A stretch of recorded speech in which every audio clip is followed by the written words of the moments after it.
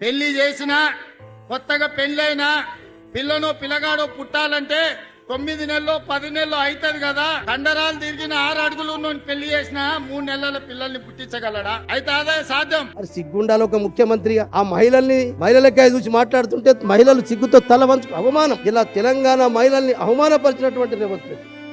పైల్వాన్ ఉంటే కూడా 3 నెలల పిల్లలు కంటారా? 9-10 నెలలు లేదు కడతా. 9-10 నెలలు కూడా అయిపోయింది కదా. 29 నెలలు అయింది కదా రేవంత్ రెడ్డి గారు. మరి ఇలా మహిళల్ని కూడాను ఏమన్నంటే పోయినసారి నీలి రంగు చీరలు ఇచ్చిన ఈసారి చిలుక పచ్చ రంగు చీరలు ఇస్తారు. దాంతో చిలుకల తీరు కనబడతాడు. అంటే ఇది మహిళల క్షమాపణ చెప్పాలి రేవంత్ రెడ్డి గారు. నిజంగా మహిళలు ఎంత అక్కడ తల కిందికి వంచుకున్నారు. 3 నెలల బిడ్డలు పుడతారా చెప్పమ్మా? 9-10 నెలల తర్వాత బిడ్డలు పుట్టారంటే ఇంతకంటే ఎక్కువ మహిళల్ని కించపరచడం ఉంటుంది. ఇక చిలుక పచ్చ చీరలు ఇచ్చి అంటే చిలుకల తీరు కనబడతారు. అంటే ఇది ఇలా పచ్చి అబద్ధాలు. ఇలా నీ మనమడా వచ్చింది నీ మనమడి విద్యాభ్యాసం కొరకు తప్ప నువ్వు ఆదిలాబాద్ జిల్లా మీద ప్రేమ కాదు.